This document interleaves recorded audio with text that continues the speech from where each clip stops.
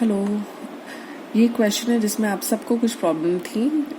Now let us discuss this question. The question is if the ratio of the sum of first n terms of two APs is 7n plus 1 upon 4n plus 27, find the ratio of their mth terms. हमें दो APs का ratio दिया हुआ है जिनकी दो APs की sum to n terms का रेशियो दिया हुआ है. अब आपको पता है अगर एक AP की sum to n term Sn है तो let us take the sum to n terms of the second AP भी Sn डैश. इन दोनों की APs का जो रेशियो हमें दिया हुआ है that is 7n plus 1 upon 4n plus 27. Now अगर हम AP sum to n terms का फॉर्मूला यहाँ पुट करें तो आपको पता है Sn होता है n/2 इंटू 2a. क्योंकि यहाँ पे दो डिफरेंट AP से हम डील कर रहे हैं तो हम मान लेते हैं कि फर्स्ट AP का जो फर्स्ट टर्म है दैट इज a और दूसरे AP की फर्स्ट टर्म है a डैश. तो let the first term of the पहला AP भी this is the first AP. इसकी फर्स्ट टर्म ले ली a, सेकेंड टर्म हमने ले ली a plus D, third term हमने ले ली a plus 2d and so on, है ना. और जो हमारा सेकेंड AP है उसकी हमने फर्स्ट टर्म ले ली a डैश, सेकेंड टर्म ले ली a dash plus d dash, third term ले ली हमने a dash plus 2d dash, just to differentiate, है ना. तो अब जब sum to n terms of the first AP है तो हम सम टू n टर्म्स को लेंगे n/2 into 2a plus n-1 into d. And Sn dash हमारा क्या होगा, यहाँ पे सम टू n टर्म्स की बात हो रही है, नंबर ऑफ टर्म्स दोनों की सेम है इसलिए n एज इट इज रहेगा, है ना, अपॉन 2. इसकी फर्स्ट टर्म क्या है a डैश, तो इसलिए यहाँ पर a dash plus n-1 into d dash, क्योंकि सेकेंड AP का कॉमन डिफरेंस d डैश है. So this is equal to 7n plus 1 upon 4n plus 27.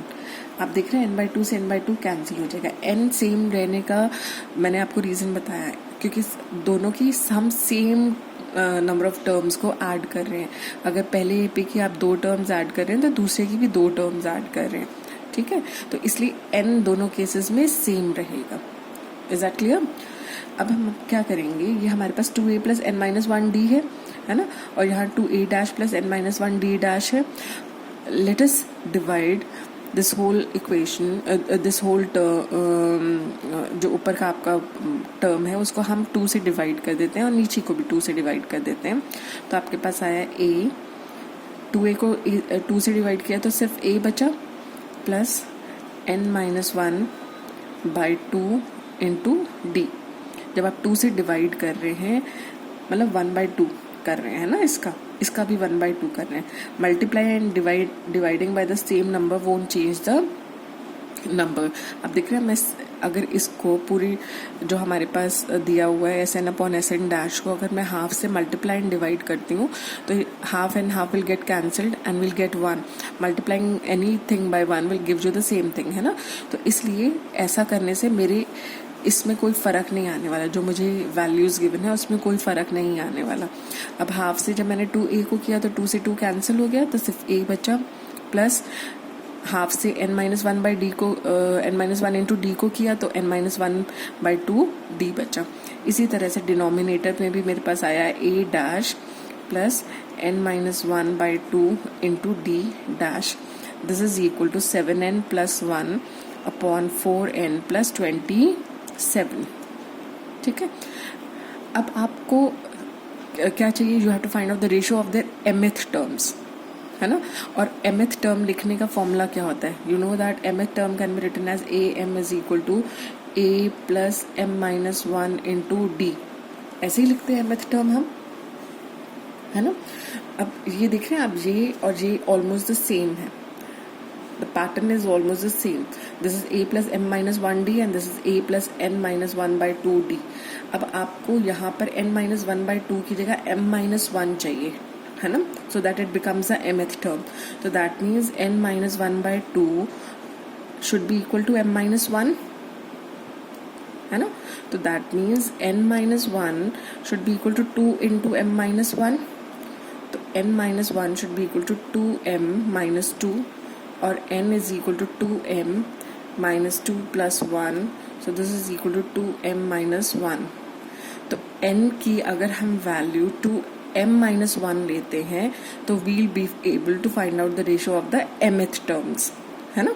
तो n की जगह मुझे क्या पुट करना पड़ेगा, 2m minus 1 to find out the ratio of the mth terms.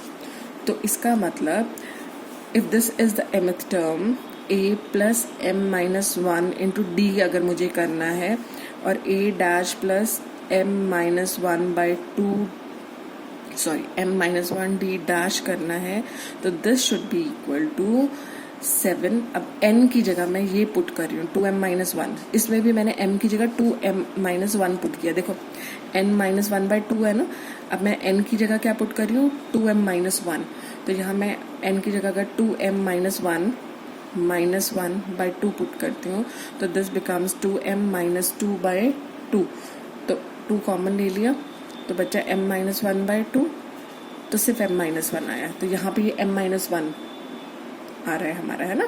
तो n की जगह मेरे को क्या पुट करना है, 2m माइनस 1 पुट करना है। तो यहाँ भी अगर मैं लेफ्ट हैंड साइड में पुट कर रही हूँ तो मुझे राइट हैंड साइड में भी पुट करना होगा, तो दिस विल बी n की जगह मुझे पुट करना है 2m minus 1 plus 1 upon 4, n की जगह मुझे पुट करना है 2m minus 1 plus 27, so this is equal to 14m minus 7 plus 1 upon 8m minus 4 plus 27. So this is equal to 14m minus 6 upon 8m plus 23. तो आपका जो mth terms है am upon am dash, उसका ratio होगा 14m minus 6 upon 8m plus 23. I hope this is clear.